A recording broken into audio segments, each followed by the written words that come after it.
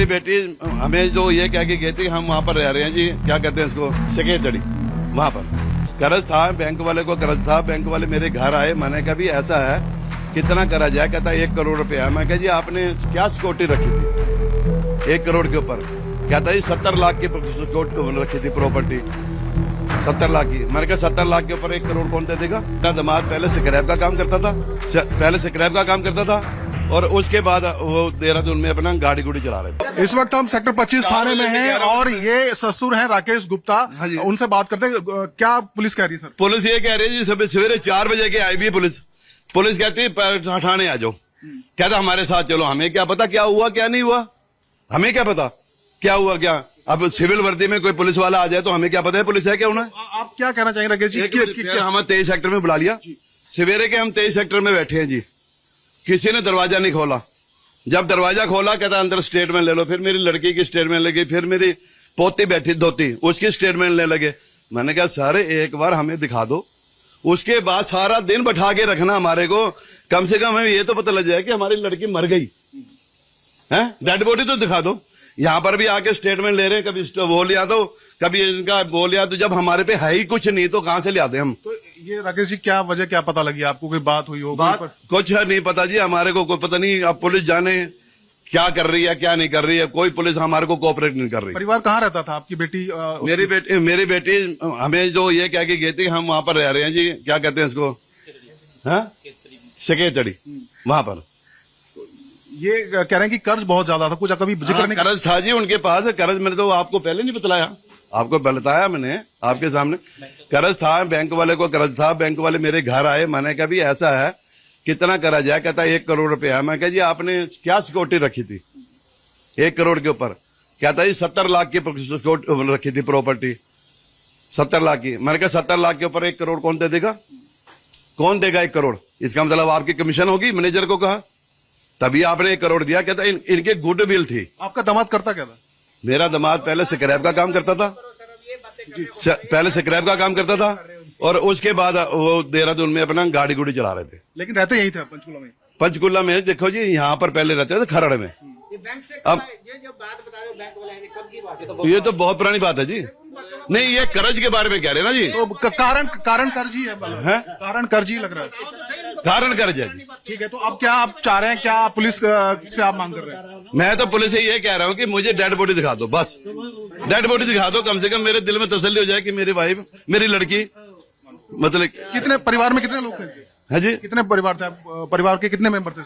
ये 7 थे जी। 7 मर गए? हाँ जी। ठीक है। इस वक्त तो राकेश गुप्ता हैं जो परवीन मित्तल के ससुर हैं। उनका कहना है कि पुलिस उन्हें परेशान कर रही है, और उन्होंने माना कि हाँ कर्ज था और कर्ज ही इसकी वजह है, लेकिन पुलिस इस मामले में परिवार को परेशान कर रही है। पंचकुला के सेक्टर 27 में दिल दहलाने वाली घटना सामने आई है, जहां एक ही परिवार के 7 लोगों ने जहर खाकर आत्महत्या कर ली है। इस वक्त मैं पंचकुला के सेक्टर 27 में ही हूं, जहां पर एक गाड़ी से देर रात 7 शव बरामद हुए हैं, और जिस जगह से शव बरामद हुए उसी जगह पर हम इस वक्त मौजूद हैं। यहीं पर जो गाड़ी है वो बताया जा रहा है कि खड़ी थी, और उसमें से जो 7 लोग हैं, जो डेड बॉडीज हैं, वो रिकवर हुई हैं। और यहाँ कुछ जो लोग मौजूद थे वो मेरे साथ हैं।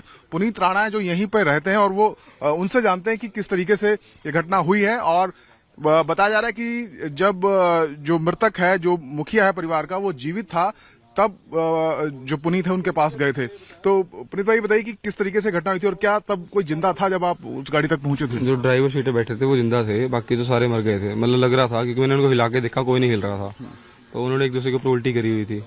तो मुझे तो उन्होंने ये कहा कि हम होटल ढूंढ रहे थे, मैं होटल मिला नहीं है, हम गाड़ी में ही सो रहे हैं। तो मैं जाने लगा, फिर मुझे शक हुआ। मैंने कहा, मैंने दोबारा दरवाजा खोल के लाइट जला के देखी, फोन की टॉर्च जला के देखी, तो उन्होंने वॉमिटिंग करी हुई थी। मैंने बच्चे को हिलाया, बच्चा हिला नहीं, जोर जोर के हिलाया, मैंने सिर भी हिलाया, नहीं हिला। मैंने पीछे वाली सीट पे देखा, सारे एक दूसरे के ऊपर गिरे हुए थे, सबने उल्टी करी हुई थी। मैंने कहा जी आप नीचे आ जाओ। मैंने उनको नीचे बुला लिया, चाबी उनसे ले ली मैंने, और वो गाड़ी से उतरते टाइम पानी पी रहे थे। तो पानी पीते पीते हमारे घर के आगे बैठ गए। तो हमने उनको और पानी पिलाया कि चलो कोई बात नहीं, ठीक हो जाओ आप। तो वो कह रहे मैं 5 मिनट में मरने वाला हूँ, कहते हमने सबने जहर खा लिया, मैंने भी खा लिया। कहते तो आपने ये नहीं पूछा कि क्यों खाया, ऐसा कदम क्यों? कह रहे भी हमारा बैंक का कर्जा है बहुत ज्यादा, कहते भी हमने इस करके सुसाइड कर लिया। कह रहे हमारे रिलेटिव बहुत अमीर है, कहते और भी किसी ने हमारी मदद नहीं करी है, तो इसलिए मर रहे हैं हम सारे। तो क्या ये कहीं बाहर से आए थे, बताया जा रहा है कि देहरादून के थे, या यहीं कहीं रहते थे, क्या बताया उन्होंने? उत्तराखंड नंबर गाड़ी थी, बाकी ये नहीं पता वो कहाँ से थे कहाँ से नहीं।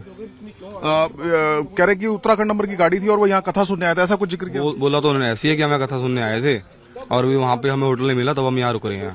तो क्या लग रहा था उन्होंने कुछ खाया था या कुछ किस तरीके से जहर कंज्यूम किया था, कहाँ किया था, कुछ बताया उन्होंने? नहीं, वो उन्होंने बताया कि हमने जहर खाया, बस उन्होंने यही बताया कि हमने खा लिया है। गाड़ी के शीशे तौलिए से कवर किए हुए थे? तौलिए से कवर कर रखे थे उन्होंने, तभी हमें शक हुआ है कि उन्होंने तौलिए से कवर क्यों करें, यहाँ गाड़ी हमारे घर के पास गाड़ी क्यों खड़ी है। मैंने तो उन्हें कह दिया, मैं कहाँ से गाड़ी आप हटा लो, मार्केट में लगा लो। तो वो कहते कि ठीक है। फिर मेरे को जब शक हुआ, मैंने कहा रुक जाओ भैया 1 मिनट, मैंने को रोक लिया। तो रुकने के बाद मैंने चाबी मांग ली उनसे, मैंने कहा चाबी दे दो आप, कि मुझे भाग ना जाए कहीं। तो उन्होंने कहा कि मैं ही मरने वाला हूँ, कहते हैं। तो जो गाड़ी कौन चला रहा था, जो मृतक? ड्राइवर सीट पे, वहाँ जो जिंदा था वही था ड्राइवर सीट पे, मेन तो वही था जी, आदमी तो वही क्या था। आप बता सकते हैं कहाँ पे एग्जैक्टली गाड़ी खड़ी थी? बिल्कुल यहीं पे खड़ी थी, बिल्कुल यहाँ देखिए स्पॉट मैं दिखाता हूँ आपको जहां पर गाड़ी खड़ी थी। ये बिल्कुल ये वही लोकेशन है जहां पर औरा गाड़ी मैं तस्वीरों में हम देख रहे हैं, यहीं पर गाड़ी खड़ी हुई थी, पार्क की हुई थी। और यहां पर बताया जा रहा है कि जो गाड़ी थी उसको, उसके जो शीशे हैं वो टॉवल से कवर किए हुए थे ताकि कोई बाहर से देख ना सके। और जो आई विटनेस यहाँ है, जो लोग यहाँ पर मौजूद हैं, उन्होंने बताया कि उनमें से एक शख्स उस वक्त जीवित था और उसने बताया कि उन्होंने जहर खा लिया है क्योंकि कर्ज बहुत ज्यादा उनके ऊपर था और कोई मदद के लिए सामने नहीं आया। फिलहाल सभी के जो शव हैं वो मोर्चरी में रखवा दिए गए हैं और पूरे मामले की तहकीकात की जा रही है। कब आए थे लोग, कहां से आए थे, इसकी जानकारी अभी, हालांकि जो शुरुआती जानकारी वो ये कि देहरादून के रहने वाले हैं और यहाँ जो कथावाचक हैं बाबा बागेश्वर धीरेन्द्र शास्त्री, उनके कथा का आयोजन चल रहा है, वहां पर वो आए थे और यहां से लौटते वक्त उन्होंने जहर खाकर गाड़ी में आत्महत्या कर ली। 10:30 बजे ना नीचे ब्रदर उतरा था वॉक करने के लिए, तो उसने देखा, जो हमारे नीचे वाले ओनर हैं उन्होंने बोला ब्रदर ने भी कोई गाड़ी खड़ी है अपनी गाड़ियों के बैक साइड ना, कोई अनजान गाड़ी है।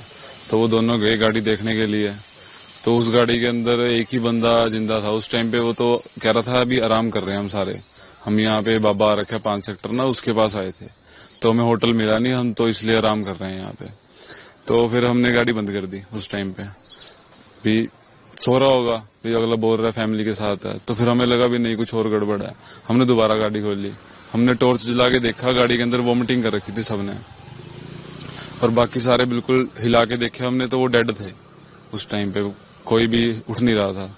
तो उसके बाद उस बंदे को हमने नीचे उतारा, भी तो नीचे उतरा, तो नीचे उतारने के बाद उसको हमने बैठाया, उससे पूछा भी तूने ये क्या कर दिया, अभी तूने मारा है इनको या तूने क्या किया?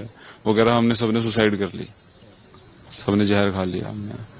तो फिर हमने पुलिस को फोन कर दिया, कह रहा जी बुला लो जिस मर्जी को, कह रहा मैं तो जहर खा लिया, मर जाऊंगा 5 मिनट में। तो वो 5 मिनट बाद हो ही गया था, गिर गया था नीचे। तो उसने क्या कहा? वो कह रहा कर्जा चढ़ा हुआ है बहुत सिर पे ना, तो उसकी वजह से किसी ने सपोर्ट नहीं किया, रिश्तेदार ने। कह रहा रिश्तेदार मेरे करोड़पति हैं पर किसी ने सपोर्ट नहीं किया। नाम वगैरह बताया? नहीं, हमें नहीं नाम बताया। हाँ, ये बताया कि गाड़ी में कितने लोग? नहीं, ये भी नहीं बताया। तो आपने देखा कितने लोग? वैसे हमने अंदाजा लगाया तो 6 बंदे होंगे, पर बाद में पता चला टोटल 7 थे वो। तो पुलिस आ गई मौके पे? मौके पुलिस आ गई थी, एम्बुलेंस कम से कम 40-45 मिनट बाद पहुंची है, फोन करने के बाद। एम्बुलेंस लेट पहुंची है बहुत। हाँ, तो जब तक सब मर चुके थे? सब मर चुके थे। वो एक बंदा था, वो तो पीसीआर में भेज दिया था, बट वही बाद में पता चला वो मर गया। जो बता रहे हैं कि एम्बुलेंस जो लेट आई है, तो कहीं न कहीं अगर एम्बुलेंस टाइम पे आपको बच सकते? शायद बच जाते, शायद बच जाते, कोई बच्चा बुच्चा कोई ना कोई बच जाता उसमें से, टाइम पे पहुंचा तो कम से कम कोशिश ही होती है।